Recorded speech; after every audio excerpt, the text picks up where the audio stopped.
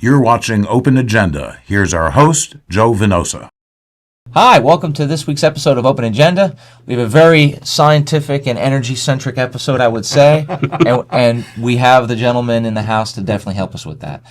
First, an old friend from Mardella Springs, Mr. Jim Atkins. Our other guest, Mr. Dave Ennis, is councilman for the old District 3. Old District 3, new 6. New 6. Between your current year and past experience, because you also were on the council back in the early 2000s. That's correct, yes. So you've got quite a bit of institutional knowledge with regard to county government and the nature of some of these projects that we'll be talking about. But you also have a really important and unique experience because you've worked for Purdue. Yes. And specifically, what exactly was your official role? I did several things while I was there. Actually, I bought feed ingredients, so got very knowledgeable about feed ingredients and nutrient management, if you will, because there's a definite correlation. But I drew the short straw, and I was able to manage the Purdue AgRecycle plant, which is a brand new plant they built. Well, it was brand new in 2000, the $7 million plant. So I managed that plant, which was processing poultry litter, poultry manure,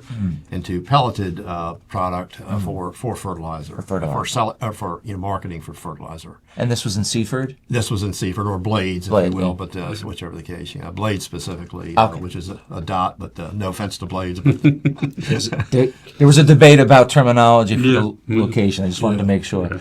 Well, so certainly you've got a unique experience from both the public and private sector on these topics. Yes. I was going to say, I am not a resident expert on any of these. I don't have scientific background, but I worked around a lot of people at Purdue in particular that were extremely smart and knew this area very well. So I was able to be around folks who were very involved with the technical side of this and doing a lot of research on alternative methods to process and utilize poultry manure. Well, and that's certainly the issue that we'd like to talk about in this episode, because there are a lot of things going on in Wicomico County specifically regarding waste to energy conversion projects, and they have touched on a lot of people's literal properties and lives and concerns. And so I think it's an issue worthy of public discussion, but also more importantly, maybe helping to educate the public. So we got two guys who really know the issues in different ways. Next segment, we'll jump into the specifics of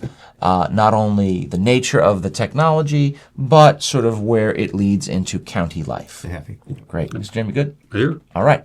Thanks so much. All right, stick around and we'll be right back with our next segment of Open Agenda. Take a moment to address the recent information that has been circulating in the community regarding a proposed biorefinery project at Bethel Farms.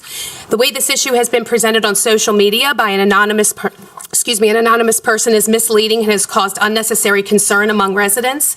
To be clear, there is no approved project, no permitted facility, and nothing moving forward at that location. The property in question is zoned A1 agriculture, where a biorefinery is not a permitted use under our current zoning laws. What actually occurred is much different. Acting Director of Public Works Adam Corey submitted a letter of support for a grant application in partnership with Morgan State University through the Maryland Energy Administration. It simply expresses interest in exploring a potential concept focused on conveying non-recyclable waste into a usable energy product. There has also been no lack of transparency. This concept and the letter were both presented publicly by Mr. Corey in multiple meetings. We are always looking and will continue to look for responsible, innovative ways to reduce landfill waste and improve environmental outcomes, but we do so within the law and through public process. Misinformation only creates confusion and unnecessary fear in our community. Welcome back to Open Agenda. So we, of course, are going to examine in depth a broader topic for the public's overall awareness, which is essentially the broader topic of waste to energy conversion and how it applies specifically to this region. And luckily for us, Councilman Dave Ennis, apart from being a fantastic member of the council who always reads the documents, has quite a series of experiences in this industry, correct? That's correct. And I wanted to state that I am not a resident expert by any means as far as a technical expert. But while I was at Purdue, I was there 20 years, and that was 25 years ago when I left there. I worked around and with many very smart technical people there, but I did manage Purdue AgRecycle's litter processing plant for a couple of years, back around 2000. So I do know a little bit about the processes. Okay. And that has helped me also understand some of the ones that are being suggested now, currently. Well, I think we got the right folks in the house for this because this is an issue that the community certainly has read a lot about. There are a lot of concerns about the nature of some of these industrial and technological approaches, especially as it encroaches on both agriculture and residential areas. So could you, for the public, maybe broadly talk about the technology itself, your experience with it, and sort of what we're kind of seeing here? Yeah, sure. First, some kind of ancient history going back to that period of time. And what set off or set in motion for Purdue to spend $7 million building a plant, which I managed, and then ultimately some $30 or $40 million was Pfisteria. So in the beginning, there was Pfisteria. There was a lot of scientific studies that have since been disproven that it was a direct correlation to poultry runoff. Mm-hmm. And those studies have since been largely disputed and discredited, but that's neither here nor there. Mm-hmm. So Purdue was very committed to this. And like I say, I ran the plant for several years back around 2000. At the same time, though, some people, and Mike Phillips, I think, Jim, you know him, he'll be very happy that I'm dragging his name into this discussion. But I have talked to him recently. He spent 3 years calling some 50 different alternative energy generation companies, startup companies, research companies, and did this on behalf of the Delmarva Land and Litter Committee. So he had an official position where he was trying to find anything under the sun, and Purdue was looking for anything under the sun that could help solve the problem, so to speak. And the conclusion, and he sent me a report back from 2013 that he sent to Bill Satterfield at DPI, people that know those names. None were deemed viable at that time.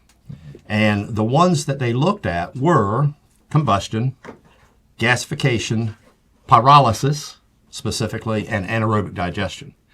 And with pyrolysis, just to hop on that one for a little bit, because that's the one that seems to be suggested in some of the recent that the end product, he also made a comment in that report that it is really of very little value.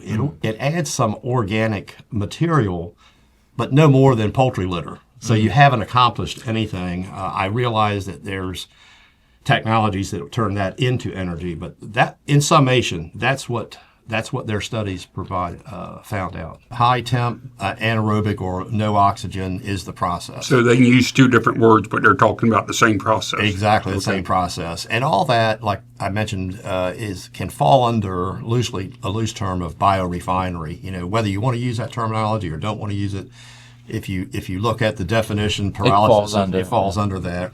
And just a note, as far as another thing that people might want to be a little bit concerned about is reading if this process is ever inadvertently exposed to oxygen, you can get an explosion, you can get a fire almost immediately, just to kind of give you some kind of a sense of what the process is like. It's not without some potential hazards. And consequently, if I were a citizen, I would be asking those types of questions. What is the total impact as far as emissions go, or safety from that standpoint? And of course, typically everybody's going to ask about traffic and other things, but those would be ones specific to this technology that if I were a citizen where this was going to be located, I would want to be asking at least those questions. And possibly once the operation is started, who's overseeing it and who's inspecting it to make sure that guidelines are being followed. Exactly. Yeah. And in this case, if it's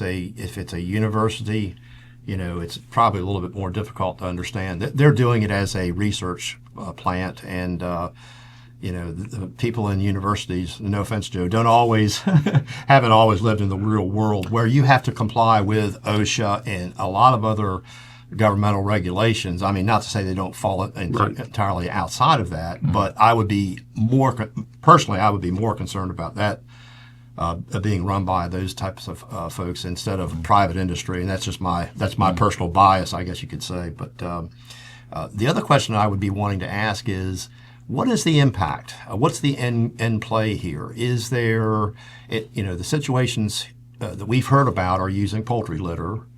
So if there is not a issue there, let's just say that I'm right about that, and I think I am.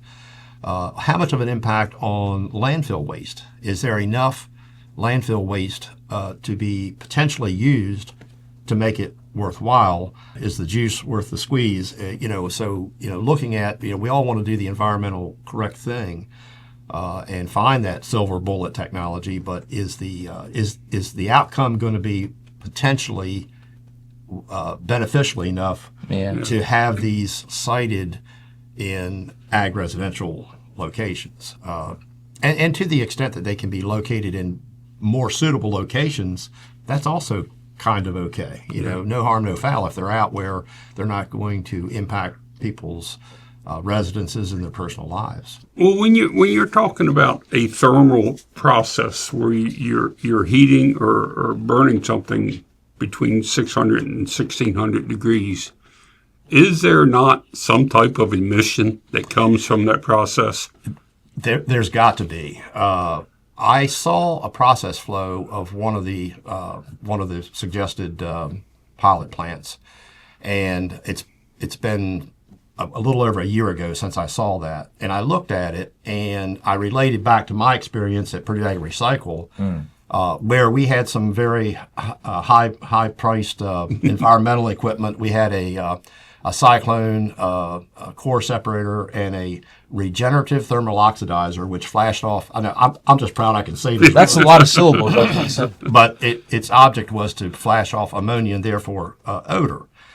So I questioned this some time ago when I looked at that process flow. There has got to be emissions. There have got to be somewhere there's going to be an airflow, and there have got to be emissions based on what I recall back with running the process that I ran, and I think it was pretty well revealed that there are emissions. I'm not 100% with these processes, but Right. there's almost got to be. I'd say 99% as far as I'm concerned. Mm-hmm. Well, and I guess that takes us to maybe the broader situation we're in, because this has been discussed, as we know, quite a bit throughout our county. And I guess what I'd like to ask for the general public is, what should they be made aware of right now as far as the nature of these industries? And because you've been there, you've seen essentially what the cost-benefit analysis is for it, the trajectory of the technology. What, broadly speaking, can we expect in the area? Well, the one that you just mentioned, I think, is probably the most important one to think about or be concerned about if you're talking about where to site a plant. I would think that odor emissions would be a major concern because of what we just said. I think there almost have to be some emissions to the atmosphere. And if they are not treating them with some of the same environmental processes that I'm familiar with, they surely will have odor from the poultry litter, the poultry manure. But really, I would speak more to that this is just a technology that has not been proven to be sustainable and to work. Mike Phillips and another friend of mine, Carl Johnson, both retired from Purdue, visited Morgan State University, as a matter of fact. They visited the very university that is supposedly going to be conducting the research on one of the projects suggested here. But I think the concerns would mostly be that, I guess it's twofold, I think there are emissions and there would be odor. Is it worth it? Well, is it worth it when you juxtapose that with, is it sustainable or not? Yeah, and when you look at Purdue Industries, my comprehension of Purdue Industries has always been that their goal was to be a full circle in the poultry industry, from putting the biddies in the house to growing them, cleaning out the houses, doing away with manure and everything. That everything would be a full circle for that industry. And they tried, as you said, they invested a lot of money in blades, had a lot of high dollar intelligent people up there, and couldn't make this work. And they walked away from it because they couldn't make it work, and it was a losing proposition. But now we've come to the stage that my understanding is with the nutrient laws in the state and all the regulations that are involved in it, that poultry manure is not a problem anymore because it is all being used by farmers, and there's not a buildup or a stockpile of it. It's all being used. Is that? That's absolutely true. Okay. And I did make a few phone calls recently because, like I say, I've been out of it for quite some time. And you can call it the mass balance, how much poultry manure is or litter is produced or generated and how much it can be used in land application. One of the comments that was made, I want to get this right, is the best and highest use for poultry manure is managed land application. And you just referred to back in 2000 when all this was happening after the Fiseria thing, state of Maryland, rightfully so, put in nutrient management regulations. And they have to be strictly followed. I'm not saying that somebody may not be able to get around it like anything else. Farmers have to hire a third-party nutrient management consultant, and they measure the nutrients that are in the land. They tell the farmers this is how much you can apply of whatever fertilizers. So that gap has been closed. But then further, what's happened is over the years, poultry manure has become valuable to other places that don't have, in particular, phosphorus loading, which we do have on the Eastern Shore, some pockets more so than others. And actually, in the very beginning, a very smart person, Dr. Keith Reinhardt, who was probably the top nutritionist in the country that Frank Perdue hired some time ago, he wanted the best and the brightest, made a very simple comment. He said, the solution to this is just a transportation problem. We have nutrients or more nutrients than we can use here, and if we transport them over here and spread them properly according to Maryland regs, it's all going to be okay. And that's exactly what's happening today. What I found out is it's in demand in Western Shore areas where they don't have the source of fertilizer, and it's still a very inexpensive fertilizer to use. So what's happening right now today is it's being transported by trucks to other places that need the nutrients, need the fertilizer. And there are no, to your point, Jim, there's not a big problem to be solved right now. Now, and taking that a step further, so why are these popping up right now? And I think it's the state of Maryland's push for renewable energy that's driving this more so. And I didn't think about that in the very beginning. I was thinking they're trying to solve poultry litter waste, but I think it's more so they've got grant money sitting out there. It's always follow the money. They've got grant money sitting out there, both by the Department of Ag and Maryland Energy Administration. And if you're a university and you're a professor, you live and die by the grants often. By the grants. At least in those fields. In those fields, in those technical research fields. So as far as, I just thought about this over the last couple of days preparing for this little get-together here. What's driving it? I think that's it. I think it's grant money that's available, and if you're a university, you want to get all you can get, or if you're somebody who can benefit from personally from running these research programs, I think that's what's driving this one. And it's a very good point you made. There's not as far as I'm concerned, and the people that I've talked to, there's not a huge poultry litter waste problem today. So. But of course, the other side of that momentum, apart from schools that are going after the grant money, is what are counties then going to do with that possible set of projects and technologies? And so that brings us back to where we are here in Wicomico. You're setting me up, right? You set yourself up. I'm just...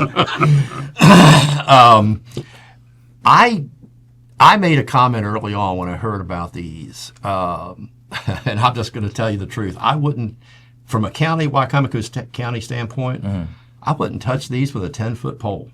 That was my comment, very simply stated. I just don't see that there's. I understand the connection with using cardboard or plastics or whatever the case.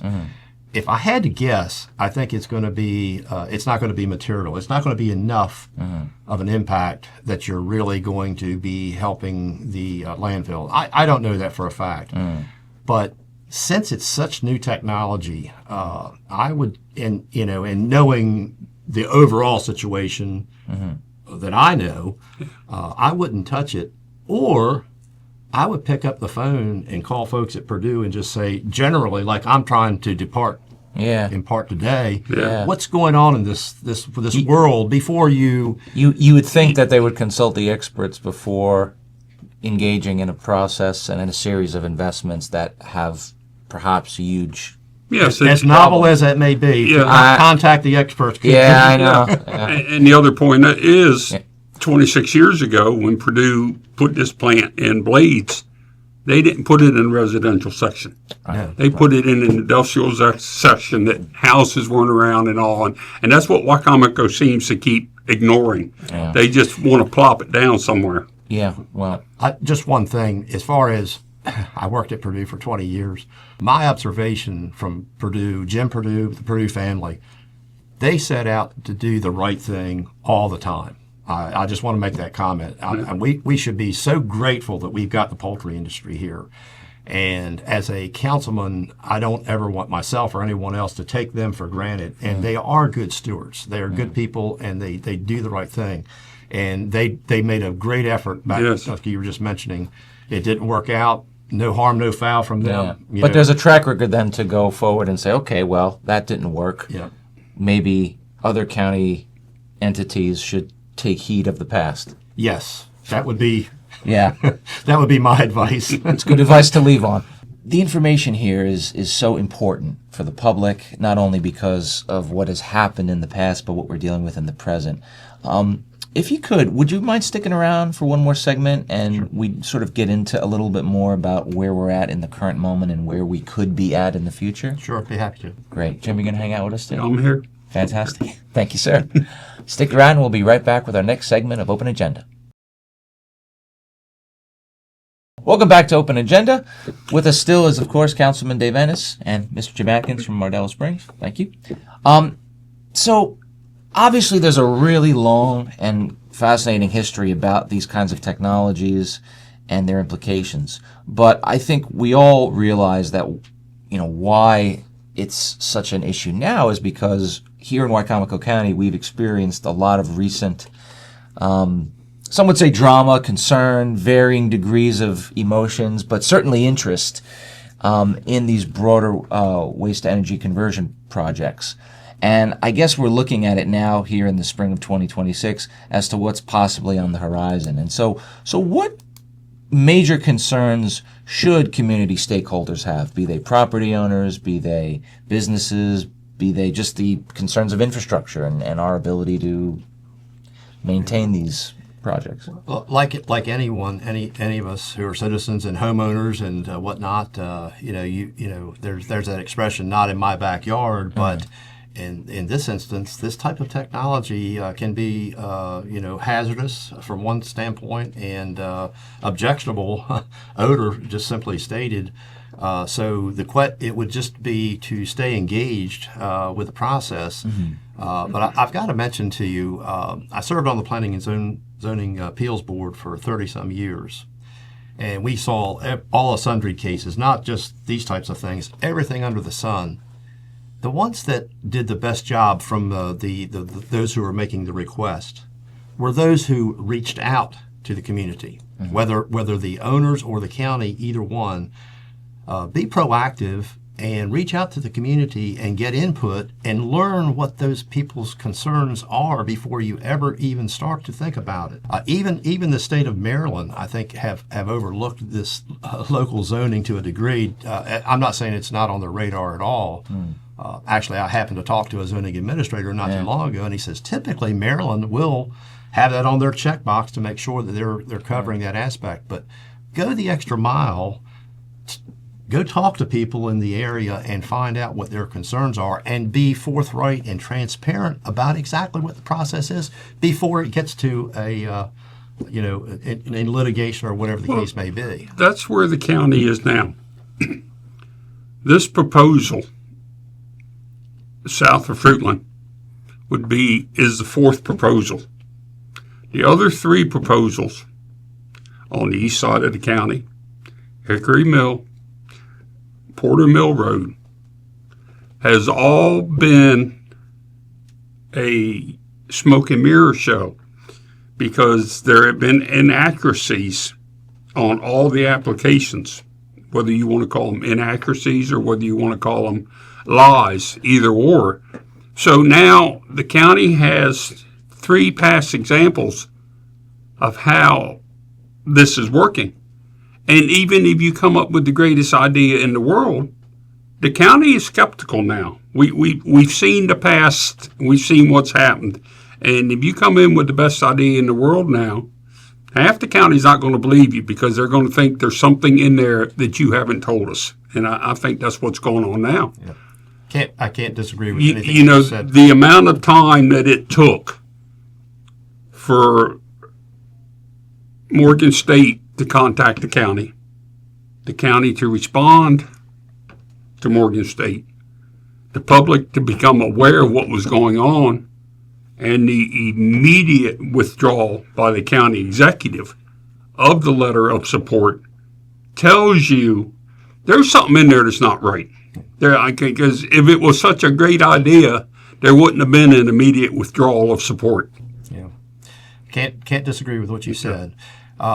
Just another general statement. I think most people, myself included, and I've referenced Purdue, would love to be part of finding a very sustainable renewable energy and waste removal process. Yeah. You know, we all understand how important that is. Yeah. But especially in these situations where it is a pilot research type of situation, you really need to inform the public very clearly and transparently. And I would have to say that's not been the case so far. I think that lack of transparency, when you look at many of the things you've mentioned with regard to the possible pitfalls of these technologies, in the sense of literal combustion, right? Yeah. That's a concern that a lot of people have. We've talked about the odor. We've talked, it's been mentioned before, threats to groundwater, things of that nature. If there's no transparency in the process, then, to your point, even if it is a phenomenal idea and it is a technology that is proven, or at least is really likely to achieve the things that we want to have in Wicomico County, it's still not going to be implemented in probably the best of ways, because there's, from many people's perspectives, a lack of, just full disclosure. Yeah. And maybe someday there will be that silver bullet. The information that my cohorts at Purdue had found out was that, in my opinion, it's probably unlikely that it can actually be a sustainable process. So, I can't get away from knowing that fact or knowing that, having that opinion. No, but the first thing, unfortunately, now with the past history of this county, is the first thing that comes to my mind is, why Wicomico County? That's great. Morgan State, you had to pass Dorchester, a lot of poultry in Dorchester. You had to pass Caroline, a lot of poultry in Caroline. Keep right on going. So why do you want to come all the way down here to Wicomico County? There's a reason. That is a great question. There's a reason. And I just over the last couple of days when I've been getting ready for this program, I thought about the same thing. And I have no idea. We're obviously a special place, but why are we so special for this? I'd rather be special in other ways. Yeah, no kidding.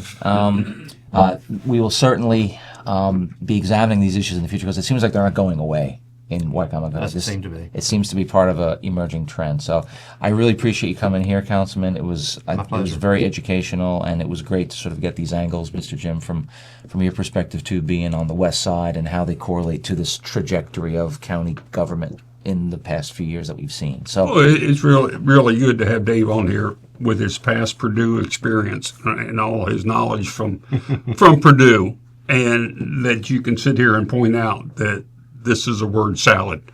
They've got 2 or 3 different names for the same process, and we don't understand that. Okay, if you don't like this, we'll do this, but they don't tell you that this is the same as that. So, yeah. Power of language. Gentlemen, thank you again so much. Thank you. Thanks for joining us.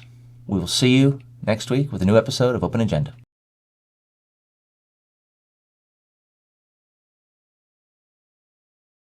This pyrolysis really burns me up. Misinformation only creates confusion and unnecessary fear in our community.